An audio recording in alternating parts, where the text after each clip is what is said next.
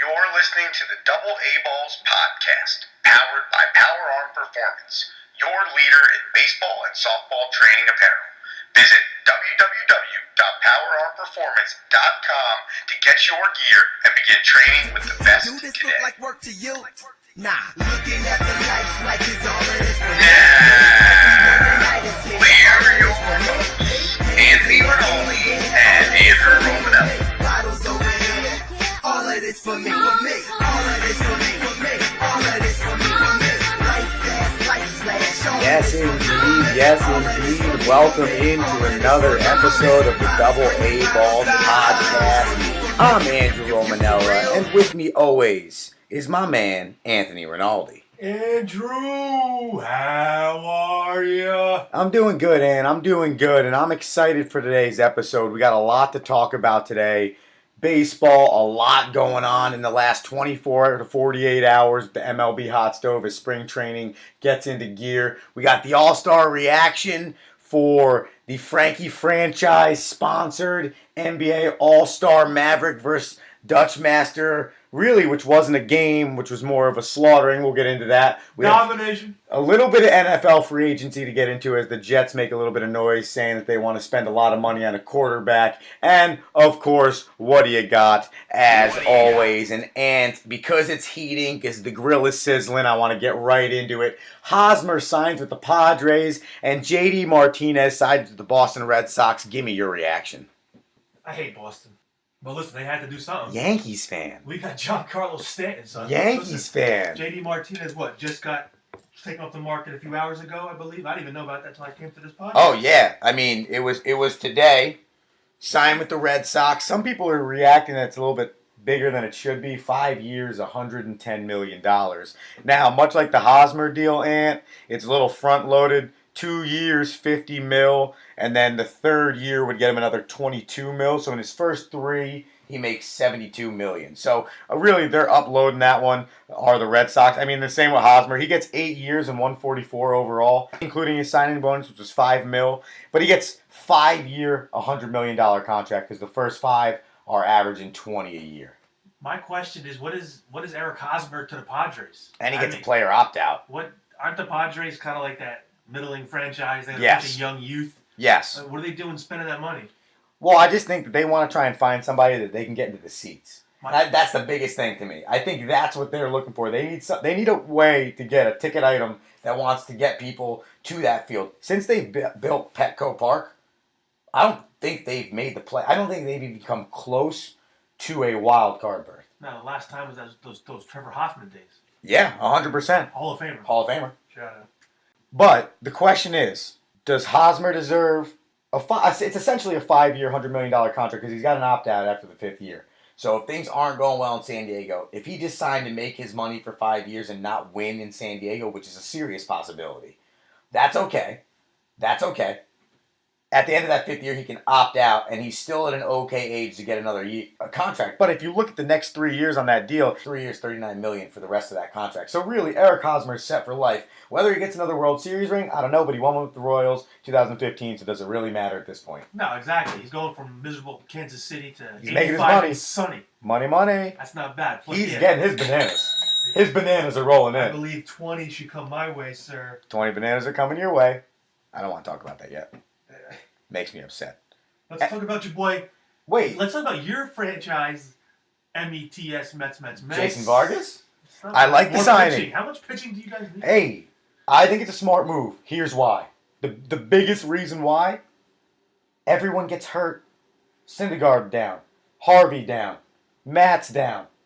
I think Matt's came into the league and went like 3 for 4 in his first start. Went like 7 innings, gave up like 2 hits, struck out like 10. I don't know if that's the exact line, but it's somewhere in that range. And ever since then, has gotten hurt every year. You can't rely on any of them. The only one you can rely on is Jacob deGrom. Zach Wheeler, since Tommy John, you haven't seen Zach Wheeler. So it's funny because he came out and made comments about the Jason Vargas signing. I think it's a great signing. You have him as somebody you can put in your rotation. What people don't realize is Jason Vargas won 18 games last year. This guy is a tie for the major league lead in wins last year, and he waited this long to sign. That's unbelievable. I mean, listen, Kansas City, some of those wins, listen, I had him fantasy, so I know a little bit about his numbers. Those 18 wins, yeah, that looks kind of good, but a lot of that was masked by, he was getting some. I think he had the most run support in Kansas City. To your point, he had a 4.16 ERA, so he's given up nearly 4 runs a game. He threw 180 innings and made 32 starts. See, to me, you're getting him more for the consistency aspect than you necessarily are asking him to win you 18 more games this year. Exactly, and I believe Sandy Alderson said that in a press conference earlier today. Yes. Or yesterday. But I think, there's still some moves out there that the Mets can make. Mike Moustakas. I guess you hit third base with Frazier, so you don't need Mike Moustakas. Right, so you have Frazier, you have Ahmed Rosario, and you hear the sigh in my voice. You're most likely. Lucas Duda back? No, I don't want first Lucas base. Duda. I don't want Lucas Duda. I don't want to ever hear Ike Davis. Old man Gonzalez. I don't even want to hear it. I'd rather Dominic Smith go out in 50 games and prove to us that he's a major leaguer or not than have to see Adrian Gonzalez on first base on opening day for the New York Mets. The hands down bottom line, because I think regardless, 162 games from now, you're not in the playoffs because of Dom Smith or Adrian Gonzalez. I think it's the starting rotation. Do you have a good enough bullpen to close games? Who actually is going to be your closer? Is your catcher really that good? And can anybody stay healthy? When are you getting Michael Conforto back? So there's a lot going on. I say you bring up Tim Tebow. He said he wouldn't be surprised if he gets back into the major leagues. Tim Tebow at 30 years old, batted 21 last year in Double-A ball. And you're right. Did he make Double-A balls? No, he didn't make Double-A ball though. I think actually, did he make Double-A? We're gonna look into that. We're gonna look into that. I think he did because we'll get our stat guys on the show. And with that being said, tweet at us at Double-A Balls. Find us on Instagram at Double-A Balls. Social Media Blitz. And we are now on Podbean. And we have our own website at DAABpodcast.com. So find us in any of those spots to listen to the podcast. If you want to download it, that's on Podbean. Simply just go to podbean.com and check out Double A Balls Podcast, and you'll find our page and you'll find our episodes set up there as well. So a few different avenues to find the Double A Balls Podcast. And we do appreciate the few people that have already sent us some emails, reached out to us on social media, downloaded the podcast. Thank you. Keep spreading the word. Tell your friends, Ant. Tell your friends. And to go back to the team that you love to watch, I think this J.D. Martinez signing is the response from the Red Sox to what the Yankees have done this offseason. And we talked about it early, some 4 weeks ago, that if you're the Red Sox, what do you do? Because all these teams around you are making moves, and you were last in the American League last year in home runs. J.D. Martinez had a solid year last year out there. I think he was in Arizona for a minute. Yeah, he hit 303, drove in 104, and hit 45 home runs. Not bad. No, not bad at all. And if you think about it, he's a right-handed hitter, so he's got power to get it over, but he's also got power to get it out there. And, some other things as we go into spring training, the one big question that I have, and I have nothing to base it off of just besides the curiosity factor, is if this Ohani guy in Anaheim is really going to be everything he cracks out to be, a pitcher and a hitter, a guy that was sought after by a lot of teams and surprisingly ended up with the Los Angeles Angels of Anaheim. And because, partly because he wanted to play in the warm weather. I think it's also a pretty good situation. Anytime you can go play with Mike Trout, I'm in. I think there's a positive there. It's pretty good. But I just wonder if this guy can come over here and be able to succeed at both positions as a two-way baseball player. What did they say they wanted to do? I know they said he's probably going to start out pitching, or is he going to be a bat? They don't know yet. They're going to look to see if he can pitch and DH. So he's not going to play a position on the field as much as he's just going to have his 3 to 4 bats a game as a DH. And obviously on days that he's not pitching, he can be a DH. I don't think he's going to play a position. I think that's more of where their plan is. But I think the fact that he can go out and play a position successfully as well as go on the mound and pitch is pretty impressive. But my question is, do you come over to Major League Baseball in a country where you don't speak the language? There's going to be a lot of media pressure on you. You are in a high market. Listen, I know you're technically in Anaheim. You're not in Los Angeles, but you have the Los Angeles tag. And with you doing what you did, it doesn't matter. When Ichiro Suzuki came over, the amount of reporters in Seattle was through the roof. I'm no geography major, but I'm pretty sure Japan's pretty close to Anaheim. Yes. So I think that also helped. That kind of twisted and kind of, it made Otani realize, you know what, maybe let me go to Anaheim. It's a little more low-key. It's not quite the big media market. Because, frankly, I don't think he would have done well in L.A. or New York. Or New York. That's a lot. I don't think he wanted to come here. No, and I heard, and I was listening to Michael Kay, I believe it was, talking about how apparently the foreign pitchers, the Japanese pitchers specifically, don't like sharing the spotlight when they come to America with other big profile Japanese guys on teams. So if he was to go to the Yankees, he's technically sharing the spotlight with Tanaka, and apparently that's a factor for them, which I could understand one way or the other. My thing is, don't you want somebody in the locker room that speaks the same native tongue as you, since you're coming to a country where you don't speak their native language?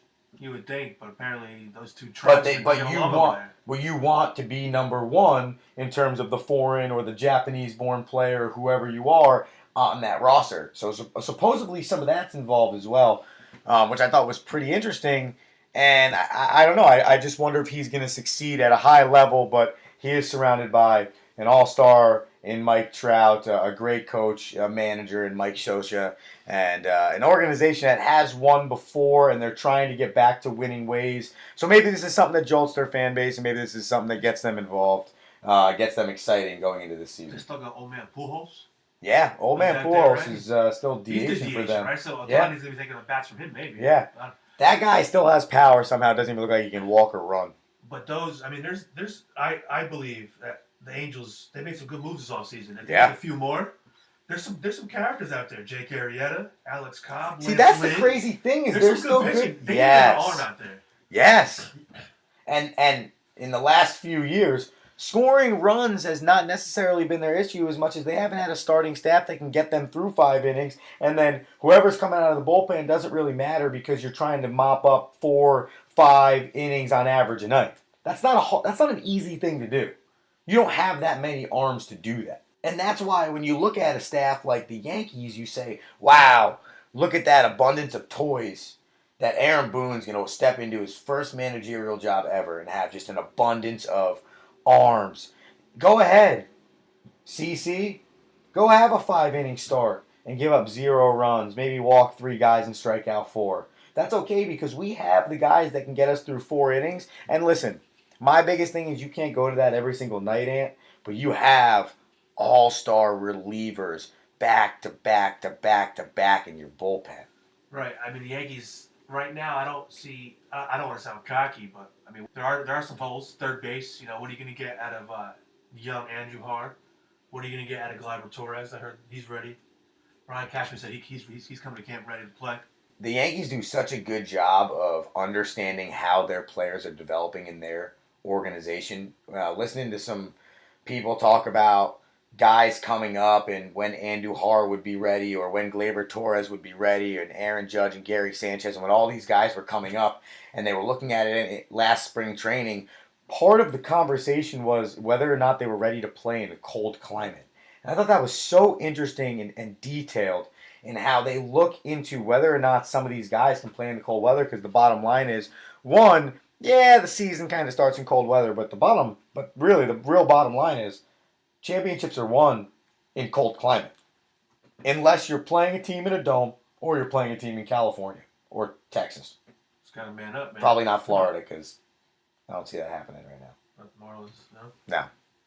Although some people have been supporting that ideal. Your boy JT Trading away all of their MVPs and all-stars. JT Realmuto maybe on the move. I hope he's on the move to the New York Metropolitans. I believe he may stay in your division going to the Nationals. Oh shit. Oh God. We don't need to load the Nationals up any more than they already are. And on the topic of loading up teams, Team LeBron beats Team Stephen 148-145 in the NBA All-Star game last night. Timeout. Team Dutchmaster Team Dutchmaster whooped up on Team Maverick. Team LeBron beats Team Stephen. No, you're right. You did. You murdered me. Do you have the final score for us? I don't even want to know. Team Dutchmaster represented with 244 DraftKings points on All-Star Night.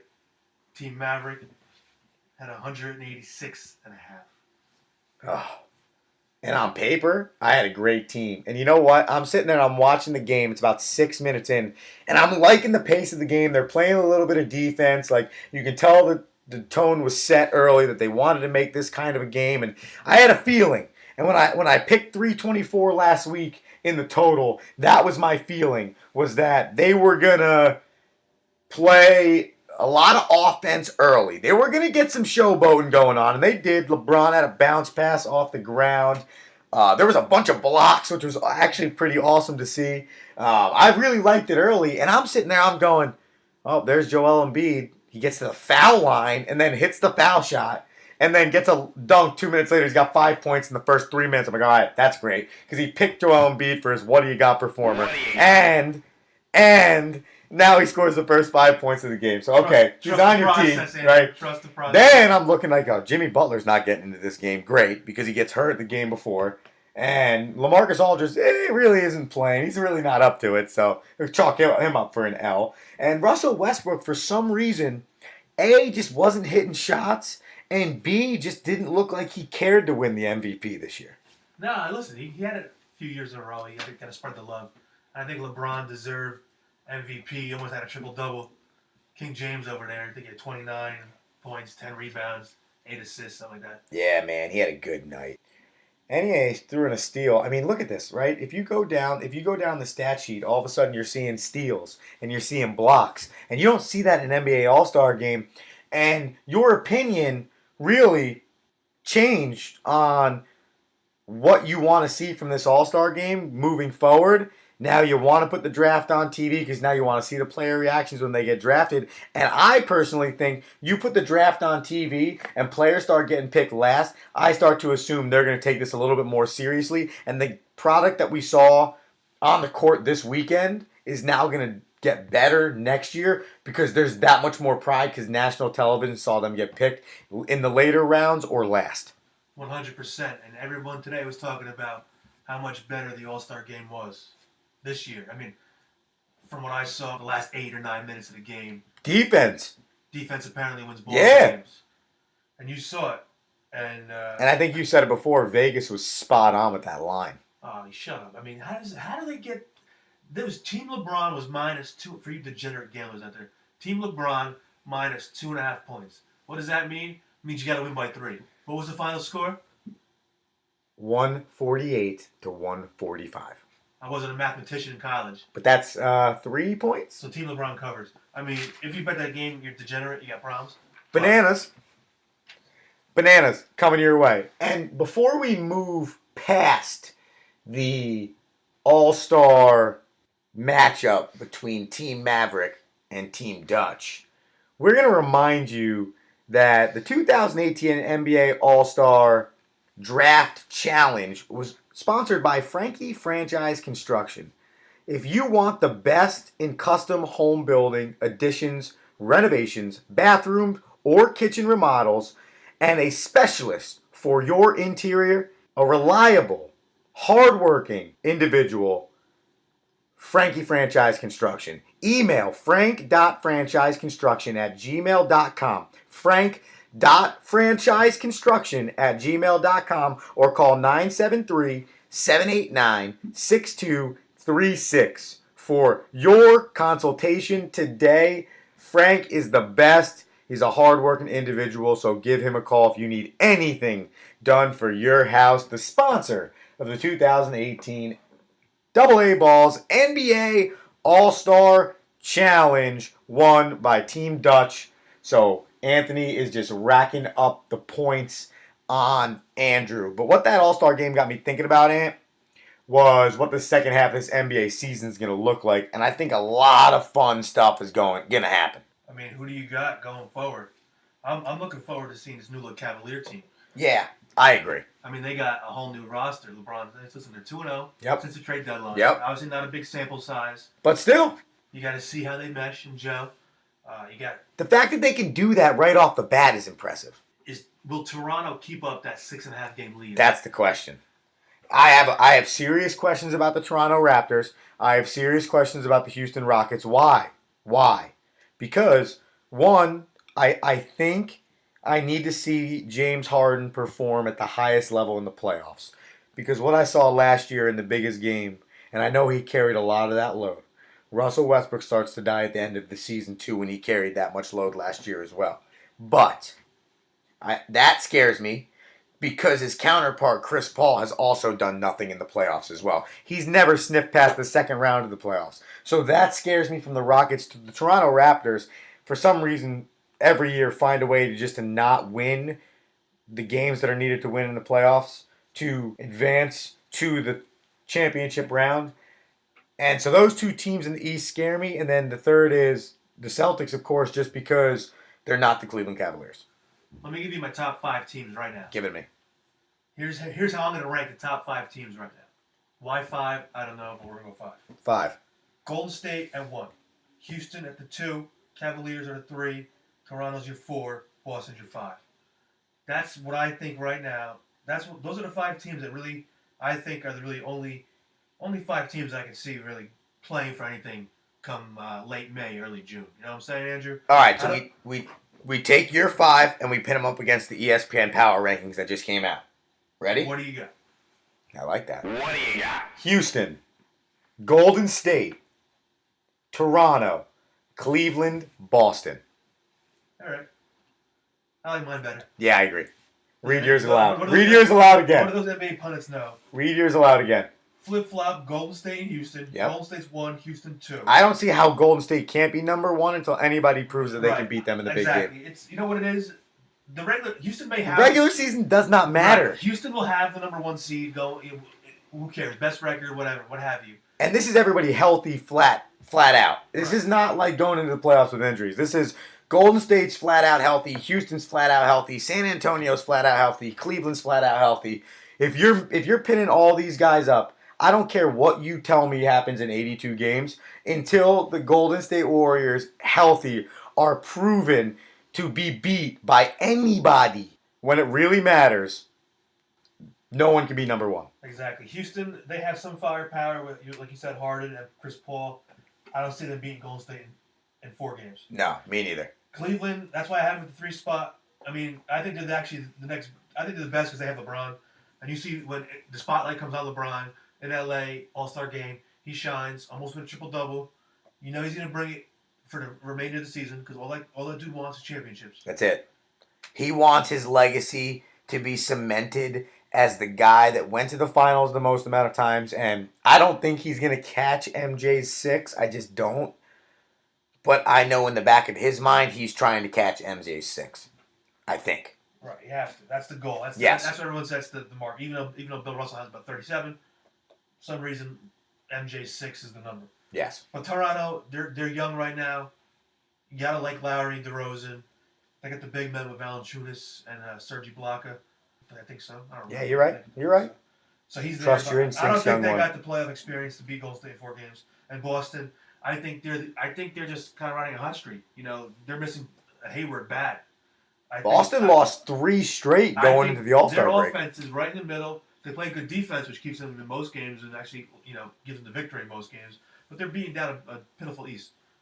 They're coming to the Garden soon. That'll be a whitewash for Boston. But here's the question, especially in the East, okay? Because I think the West is a different conversation. I think the first round in the West, when it's all said and done, the first round of the Western Conference playoffs, you're going to see Houston, Golden State, San Antonio, and probably Minnesota. As much as that hurts me because I want that to be the Oklahoma City Thunder, you're probably going to see those 4 teams in the second round. But I think, and tell me if I'm wrong here, and I want your opinion, if I look at the Eastern Conference, I'm looking at a Miami Heat team that it's kind of dangerous and you don't really want to play. And going back to the trust factor of the top 3 teams in the East, you have Philadelphia goes into the break winning 5 straight. The process starting to figure it out. Your boy Joel Embiid dominating everything, including the Rising Stars game, which is kind of fun. It's kind of reckless and funny that he's in that game, but that's besides the point. And you have the Milwaukee Buccaneers. That's the 6, 7, 8 teams right there. Those teams could surprise in the first round of the Eastern Conference playoffs. I have those teams. Actually have those two teams circled, Andrew. Give me a little Milwaukee and give me a little bit of Philly. See? Those are the teams I want to watch on the stretch because I'm not watching those New York Knicks, that garbage. No, that's just bad. Now you just want to see you want to see their Chuck loss Russell, total that's go it. through the roof. That's it. Ping pong balls. Go Andrew. right through the roof. Give me the ping pong balls. Because I don't know what Frank Ntilikina's doing, but he needs to find where the hoop is and make his living getting man, there. I wish we would have drafted Donovan Mitchell instead. Oh, man. I'll go back to it. I still like Moutier, but I'm not even a Knicks fan, and I don't even want to talk about the Knicks. That's how bad they are, and that's how bad they are as a franchise right now. Nobody cares about the Knicks. Andrew. No, not at all. But going back to the teams that actually matter in the East, and then you throw in the Pacers and the Wizards, which if the season ended today, they'd play each other, but I don't think it's going to end that way because it is bunched up. I mean, you have 4 teams within 3.5 games of each other in the middle of the Eastern Conference. The Celtics are 2 games behind the Raptors for first place in the East. And you have the Pistons kind of fighting the Heat. The Heat are starting to pull away in that race for the last spot. I think that becomes an either way type of situation. Doesn't really affect much. But I truly, truly think that some of those teams at the bottom of the Eastern Conference could upset. No. Yeah. No one's good. You couldn't see the Sixers finding a way to beat the Celtics. Or the Cavs. No. Or the Raptors.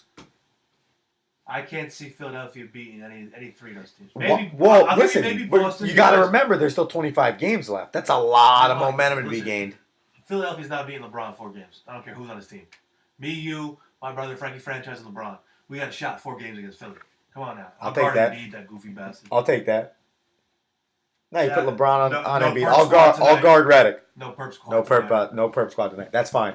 That's okay with us. JJ Our bodies better need a swallow his break. tongue. Our JJ bodies need a better break. Swallow his tongue over there. And we're still on a winning streak because there's no basketball tonight. So that's okay with us That's too. Right. That's all right. Oh, that's great. But yeah, it's going to be fun, I think, leading up to it. And you posed something to me before the show, and I kind of want to pose it back to you. And you mentioned something about the Oklahoma City Thunder. And this is a team that I think is good enough. But for some reason, I don't feel like they're going to actually unlock their full potential.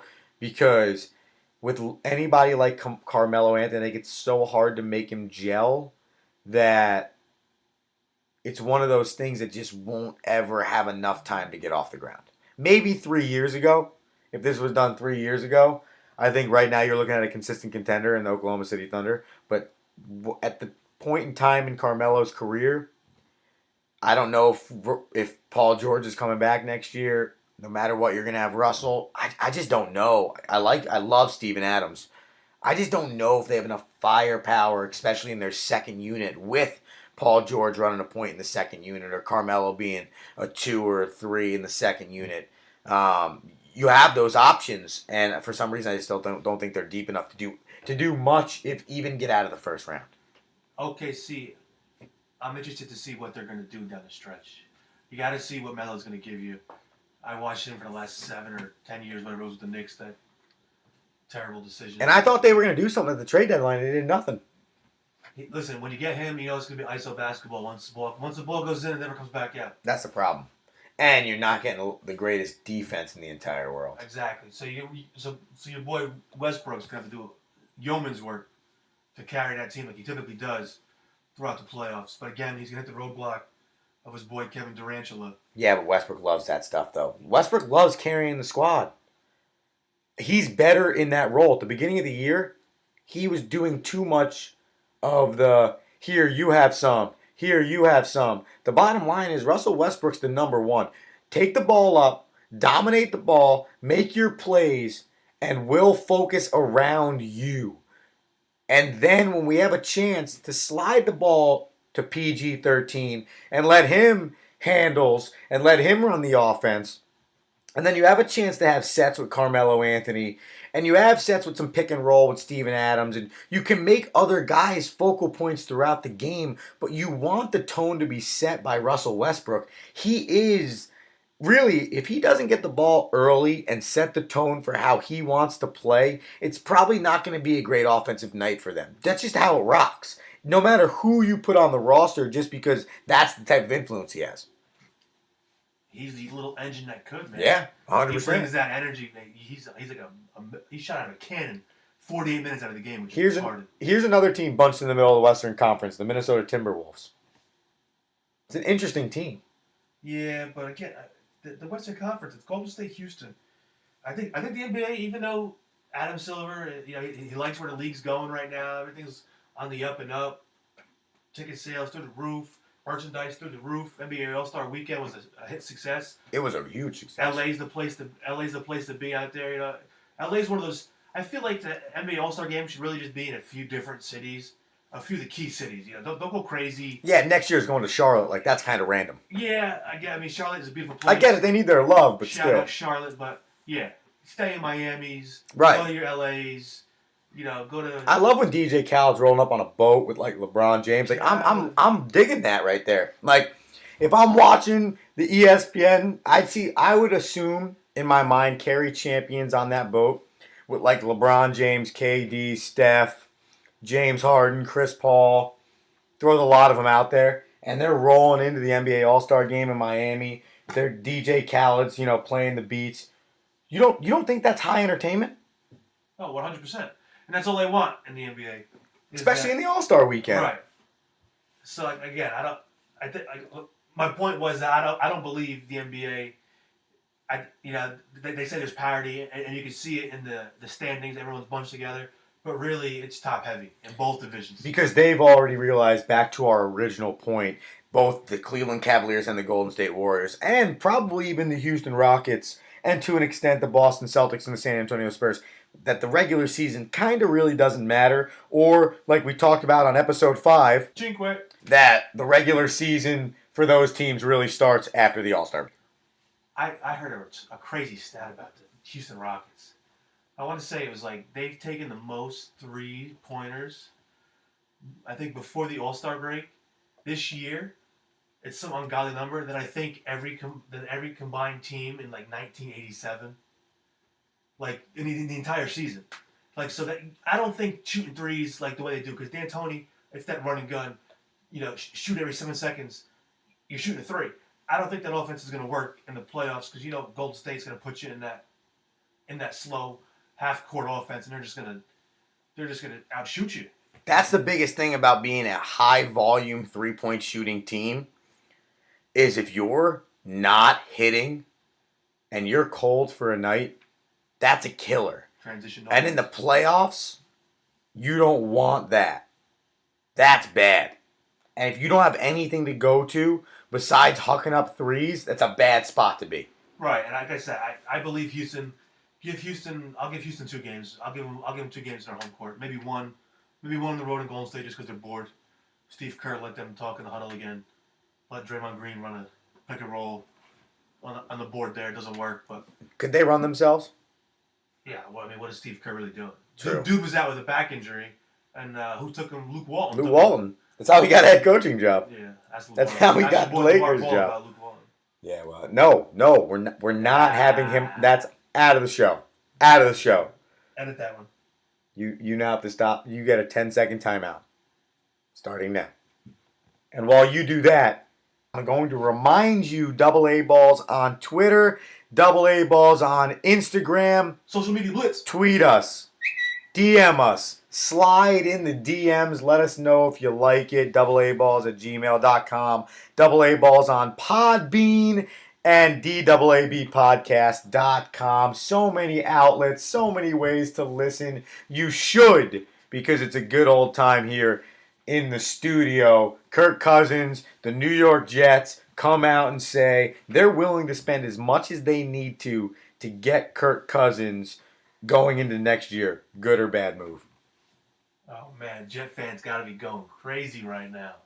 And when they got the 6th pick overall? I think that's a smart move, and yeah. I don't know.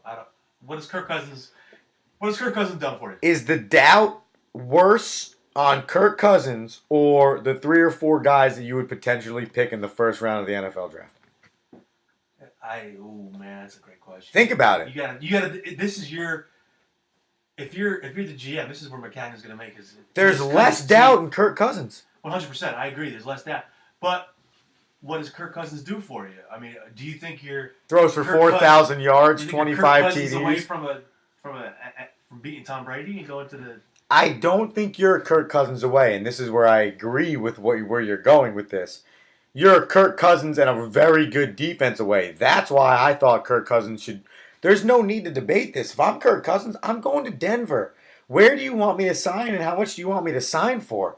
You have a ready-made defense that's ready to potentially win you a Super Bowl. They did it while Peyton Manning was limping to the finish line. That defense is still probably just as good. Last year they dealt with injuries. That's why they didn't look as good. And they had a terrible quarterback situation, which kills everything. It was the bad year for the Denver Broncos. But if I'm Kirk Cousins, hey, John Elway, where do you want me to sign and how long do you want me to come for? Because I'm trying to win as many championships or be in the best position to compete for as many championships as possible. You know your boy's been in his pocket. Von Miller's been texting Kirk Cousins. Oh, yeah. Come to Denver. There were reports that they were. I would be. So, I mean, listen, the Jets obviously, but $100 million guaranteed. Kirk Cousins is signing on the dot, though. He's a Jets. Jet. If you don't sign Kirk Cousins and you're the New York Jets, who do you sign? Hold on, that's a bad precedent, though. You can't be giving Kirk Cousins that guaranteed money like that. $100 million? That's start it's Chris Johnson crazy. Well, if you look at the brother Woody's over there, over across the pond over there, sipping on his tea and crumpets, hearing his brother spend $100 million on Kirk Cousins. And think about this. He's on the first plane back, my brother. Matthew Stafford is the highest paid quarterback in the NFL. Not anymore. Prior to Jimmy G. Well, hold on. Prior to Jimmy G, correct. Free smells. But if you're going into last season, Matthew Stafford is the highest paid quarterback in the NFL. And do you know what his playoff record is? Tell me. 0-3. Nice. Now, $27 million worth. A year later, Jimmy G is the highest paid quarterback. San Francisco signed him to a gigantic deal. And he is technically undefeated in every start he's had with the San Francisco 49ers. Better than Joe Montana. And his starts that he had before he got hurt in New England when Tom Brady was suspended. So there is a lot of reason to love it. And I like it. If I was the Miami Dolphins, I would have done it with Jimmy Garoppolo. But you're dealing with a lot of players, aren't you, there, Miami? Let me ask you. Do you want Kirk Cousins on the Dolphins? I would. Of course you want everyone. I want stability at the quarterback position. And I know that Ryan Tannehill was pseudo giving us that for 5 years before this ACL thing popped up the last 18 to 24 months. And I like Ryan Tannehill. I just don't know if I trust the way these ACLs pop. And when a guy has 2 in a year and a half and decides not to get the surgery the first time, gets the surgery the second time, and that's a lot of recovery. People think that it's so... And you made this point to me, and I started to think about it a little bit, because I really thought originally Porzingis could be back in 6 to 8 months. You think about how big these guys are, and how much weight they're supporting, and there's so much. These guys are machines of human beings, and these injuries are not easy to come back from. And I saw a report today that Bill Polian said, if I'm the Philadelphia Eagles, I don't even entertain a trade offer for Nick Foles unless I see two ones and 2 twos coming back the other way. And the underlying message in that statement is you have no idea with these quarterbacks, especially quarterbacks with ACLs. You don't know. Carson Wentz might not start the year next year. I mean, he got hurt in December, opening days in September. That, in reality, for the average human being, is ridiculously short of a turnaround. For the athlete, it becomes possible. Write this down. Carson Wentz will be back week 5 next year. Week 5. Do you think that's because of the recovery or because of precaution? Caution. Nick Foles will be 4-1. What do you do? Trade him. No, you keep him. You keep him. Trade him to the Dolphins. True. It's a great idea. You keep him because you have no idea. Again, back to the unknown of what happens with the leg of Carson Wentz. you want stability at the quarterback position, and the reason why these guys that maybe haven't been proven yet in the NFL, maybe they don't have the championship pedigree of Tom Brady or of Drew Brees, who's won a Super Bowl, or an Aaron Rodgers, who's won a Super Bowl, and guys like that. Maybe they don't have that pedigree, but they're stable. They're able to run your offense, and they give you the best chance. So why not lock them up? And then the next 5 years of that front-loaded contract, because Jimmy G's is front-loaded as well. His first 5 years, he's making something like $82 million. He's heavily front-loaded as well, which is what a lot of these GMs are doing, which I think are good moves. You feel comfortable knowing you have a positive situation going forward. Gotta have outs. Regardless of the You history. gotta have outs. GMs know Yes. gotta have outs. Yes. Player could be hot or it could be cold. It could be a bad contract. You know what? Gotta cut our losses. 3 years, you're out. That's why player opt-outs and No trade clauses to me have to go to the absolute elite athlete. I mean, you're putting Tom Brady in that category. You're putting LeBron James in that category. You're putting Kevin Durant in that category. Carmelo Anthony. You're putting because he got one right. Dirk's got one too. Oh, you Darvish? You putting you? Oh no, you're not. See, that's my point. When you see guys like that getting no trade clauses, what are you doing? You're hamstringing yourself as an organization with a guy that you're gonna want to eventually trade, with a guy that aging, and you could see the signs of a guy that does not need a no trade clause, and then the player opt. I think that's a good one again for a high level or the second level of the highest level of athlete, because they do deserve kind of some of that say. But anyone above that, top 5% in my opinion, it's a club option or it's the end of the contract. I don't see why you would put it in the player's hand. I mean, listen. You know, we got MLB hot stove, NFL simmering, and with some of these free agents. And some high money contracts across all the leagues. If Kirk Cousins, if that nickel drops, you know, you might, because the Jets have a high pick. So if one of those high pick teams goes for Kirk Cousins, what does that mean for the quarterbacks coming out? What does that do for my number 2 pick? Do you sign a free agent quarterback? That's true. I want to get to the Giants in a second. But last question about the Jets. Do you sign a free agent quarterback? Doesn't matter who it is. Maybe even A.J. McCarron, because he's become a free agent now. He won his grievance against the Bengals. Do you sign a free agent quarterback and pick with the 6th, or trade the 6th? I guess you gotta listen to all offers. If you're the Jets, I think every offer comes your way. You're right. Exactly. You gotta put your nose to the grindstone if you're McCagnon. If you can get something for that 6th, you can trade back. You can get more picks in the first round, or you get a top player, you know, for that defense or for that offense. That's a good idea. I think it's a great idea. I think it's a home run. I think you're going to see the Giants even move down. Well, I think they're all in on this. I think Shermer and Gettleman, even though they know they need to get a quarterback, but I feel like in their minds they're like, you know, we're gonna ride his Eli train for the next 2 to 3 years. We're gonna see if we build around him the talent we have. There's no reason we can't be in a wild card, better not even a NFC Championship type game. Why not? I think it's 2 years on the Eli Manning train. I agree. And maybe I take that. Sign me up. And I think what they do is they go draft another 2nd or 3rd round quarterback this year.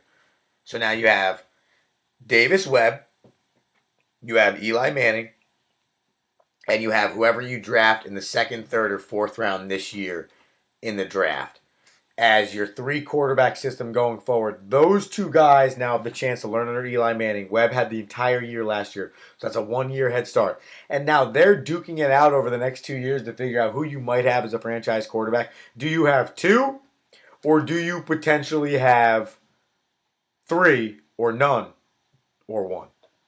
But with the Giants, man, I mean, I'm still homering for my Penn State. Hold on, shout out Penn State real quick. We are Penn State. And the Nittany Lions. My favorite weekend when I was in college was Thon weekend. And that was 3 days. It was 48-hour dance marathon where all kids from all different races, ethnicities, walks of life, all came together from Penn State, and we all danced for kids with cancer for 48 straight hours. That's awesome. Raised millions and millions of dollars. It's the largest run student philanthropy in the nation. Shout out this year, they raised over $10.1 million, Andrew. For the kids. For kids with cancer. One day, we won't have to have this dance marathon for cancer because we will inevitably have a cure. But that's awesome. That hits all the heartstrings, brother. It does. When I see them reveal the placards of how much money, literally students, 18 to 22-year-olds, the young kids these days, us millennials, we get a bad rap. But I must say, even though Penn State got his name dragged through the mud many moons ago, Good things still happen at that university. that university is unbelievable, and the students there are unbelievable. 10.1 million for cancer. I don't care what. That's a lot of bananas. That is a lot of bananas, and a lot of bananas for kids that really, really deserve that. And that's a really, really cool story, and that's what I think I love. So, ex post facto, the Giants get to draft Saquon Barkley, number 2. But that's what I love about universities and college pride. And that's why I love working in college athletics, because you get such a pride for your university, for being an alumnus of a college or a university, and those things, that's what matters. And you think about it, and there's and maybe not to derail it, but to your point, and I think it's important. You think so much about what you're doing with your life and all these things, and you're in high school and you're trying to figure out what school you want to go to, and the importance of getting your life set up. And the crazy part about it is you do all of this work for 4 years.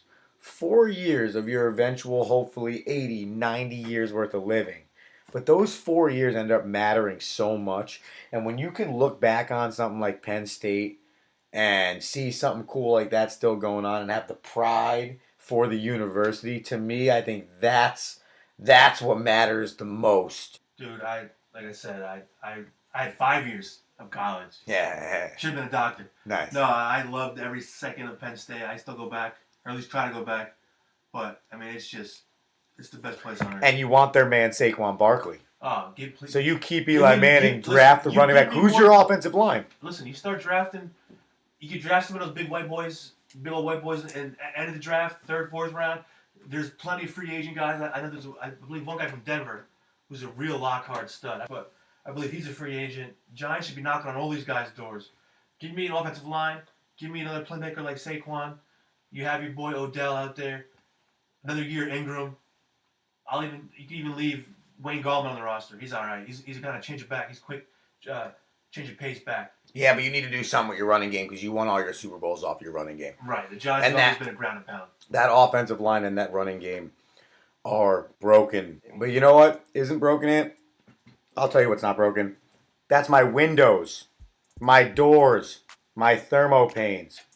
And if you have stuff on your house that needs to be fixed, you need to call Hawthorne Glass. Have you been looking to fix that broken tabletop or enhance that dull picture frame? Perhaps remodel that bathroom with an elegant and beautiful shower door? Are you tired of looking through dirty thermopanes or windows? How about that broken or torn screen? Don't wait for the warm weather to upgrade. Take care of it now, folks, and call Hawthorne Glass 973-427-4344 and schedule your appointment with our man Angelo today. He's the best in the business. He's been doing it for over 3 decades. Call him. Use the promo code AABalls. Receive 10% off your original purchase. Again, that is Hawthorne Glass. They're there for you. They're the best in the glass industry. Call your man Angelo, 973-427-4344. Ring the bell, Mr. Rinaldi, because when you learn about Hawthorne Glass, what do you get? What do you got?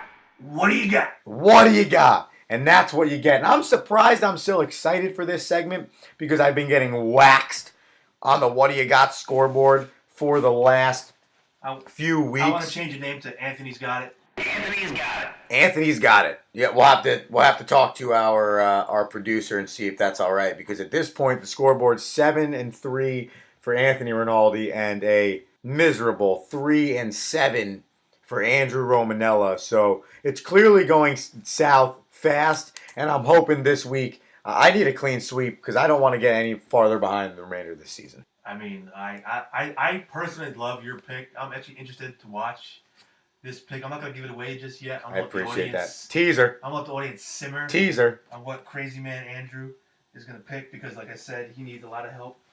But I'm going straight back to the hardwood. I know we just came off the NBA All-Star break. Everyone's probably on a boat right now somewhere in Miami. Before you do, for a quick recap, Anthony's team Dutchmaster demolished my team Maverick in our All-Star draft. The final score, 244 to 186.5. It was a drubbing. I'm not going to go through the teams. You can check it out on our Instagram at Double A I'm Balls. definitely going to post that victory with a big fat W next to my win name there, Andrew. Andrew chose a total of 324 on the points. Anthony chose a total of 368. The Over, total Bob. was 298. We both went over. We weren't within our 9-point rule either way. However, moral victory for Andrew, since there has not been a lot of victories this season, on the fact that he pretty much called the fact that the points would go down in this year's All-Star game, but that does not add to the scoreboard. So again, Anthony 7-3 trumps my 3-7. How did he get the other win? Joel Embiid over Giannis Antetokounmpo. So that was a closer matchup. it was. I'll give you that. It was. Embiid had 19 and then My Antetokounmpo man had scored 16. just straight up on if you want to do it just by DraftKings points, which includes all the points, rebounds, assists, steals, blocks, turnovers. Joel Embiid got me 37.5 points, and the Freak got you 26.75. And it really was, even in the game, kind of a good little matchup, too, because you saw them both trying to get involved with both offenses. But either way, I don't even want to talk about it anymore. I just want to demoralize Andy. One to grow on, and 3-7. Now when I start to hear the Hawthorne Glass ad, sorry to our man Angelo, but it's starting to hurt my feelings as opposed to get me excited. So why don't you flip the script and you go first on what do you got? You tell me what you're bringing to the Heat. All right, what I'm bringing to the Heat. First, I'm going to give you my game, and it's going to be the United States women's national hockey team in the gold medal game against the Canadian hockey team. Canada women's hockey team has won the last 4 gold medals. And our women's hockey team has been in 5 of the last 6 gold medal rounds. So you can see how big this game is going to be for the United States and for the women's national program. That game's going to be on Wednesday night, 11:10 p.m. So because of the crazy time change, you're going to have to stay up nice and late for that game. So the women's national team, I'm excited. They won 5-0 against Finland in the semifinal round to get to the gold medal round to play Canada, who beat the something of athletes out of the island of Russia or somewhere. You know those mother OAR. were cheating To and get- curling? Yeah! They were Who doping. takes steroids in curling? Those rocks, they're called rocks. They're heavy, aren't they? Here's the way I see it. Pucks, what are they? That's like if I come home and I really want to sweep my entire apartment, I'm going to take steroids to sweep my apartment. You can take a little that pre-workout. I know that. I'm sure there's C4 pre-workout. there's probably a lot of physical skill involved. I'm not discrediting how good of athletes they probably are.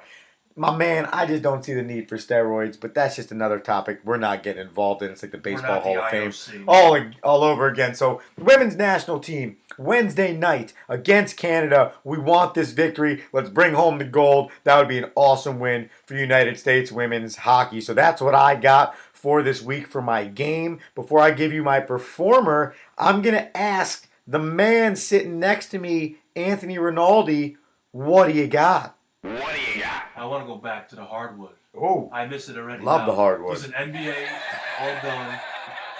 All-Star Week, I mean, all done. Bazinga. Players are resting up. That's it. Get their mind right. A lot of interesting games, but I want to go right to your boy, Russell Westbrook and the OKC Thunder, Woo, woo, woo, woo, woo. visiting the reigning champs, the Golden State Warriors.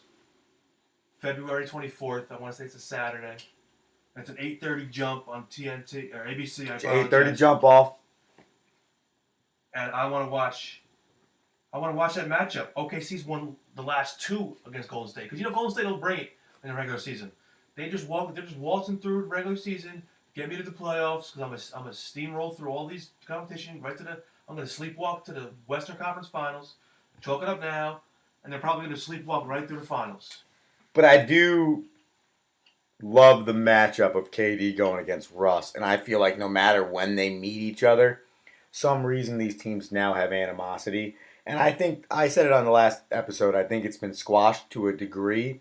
But when they get on the floor and Russ sees him in the state uniform and KD's on the other side of OKC, it's a feel. There's energy there. There's emotions there. And every time they turn out a great matchup. Oh, they were all fine at the All-Star game. So I'm dapping up and Yeah. goofing around. Even LeBron and Kyrie, these dudes are all friends, and they need to get theirs. They want to get they're theirs. all millionaires. That's what they are, and they all understand it. Chris Paul got his. He went to Houston. He wanted to go to Houston. James Harden wanted out of OKC so he could get his and be on his own. He went to Houston. Russell Westbrook stayed in OKC so he could keep getting his in OKC. KD left and went to Golden State because he wanted to get his in a different way, and that's in championship rings. LeBron can be famous in Cleveland as long as he's getting his, and he's fine with that. That's just the NBA today. That's just the world. That's just the world we're living in with those players. And that's okay. We can all be honest about it and just call it how it is. These dudes are about their brand first. They're not about the team or the organization they're playing for.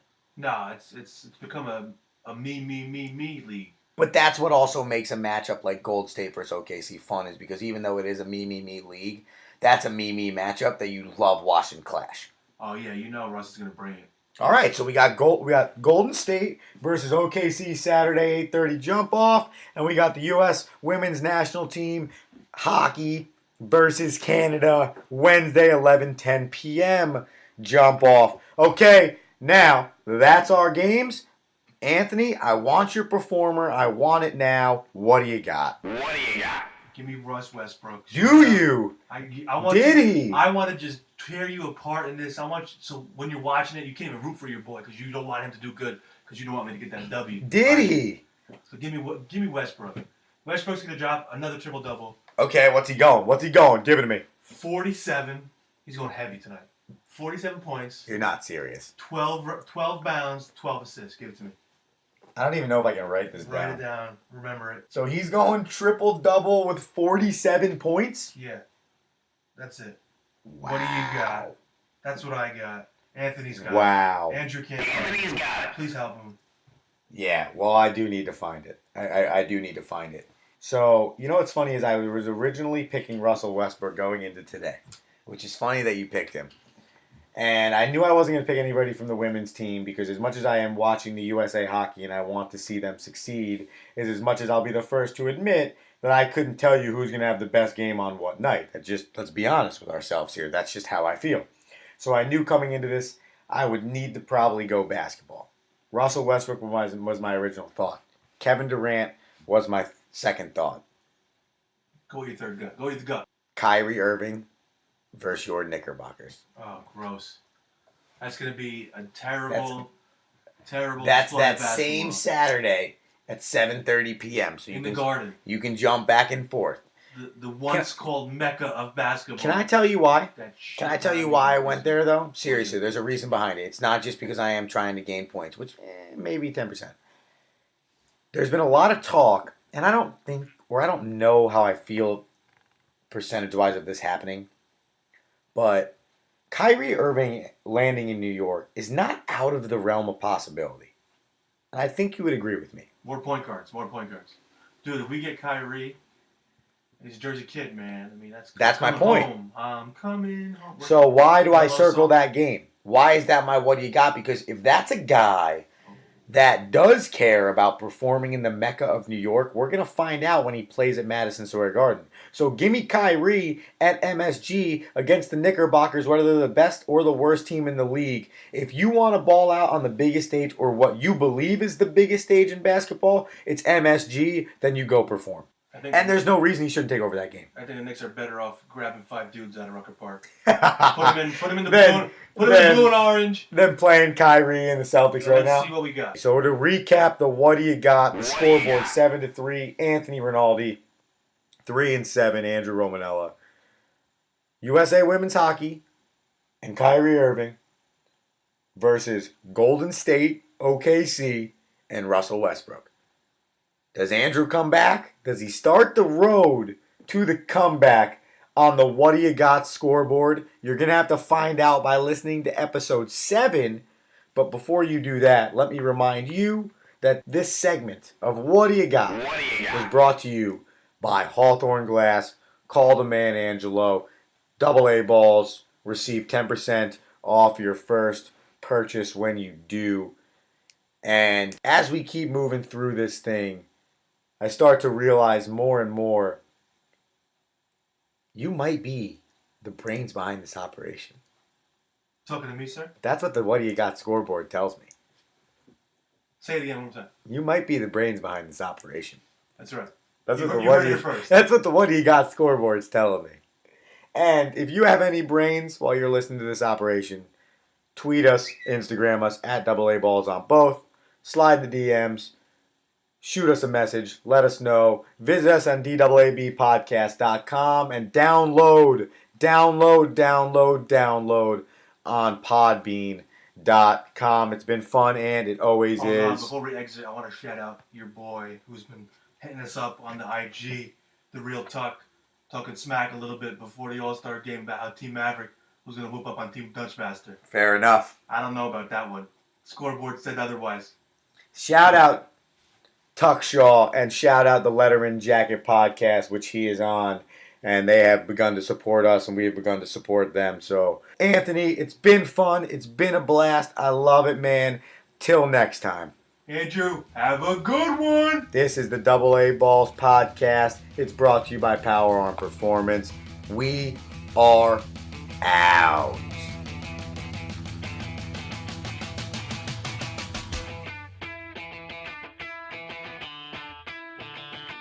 This has been the AA Balls podcast, powered by Power Arm Performance, your leader in baseball and softball training apparel. Visit www.powerarmperformance.com to get your apparel and start training like the pros today.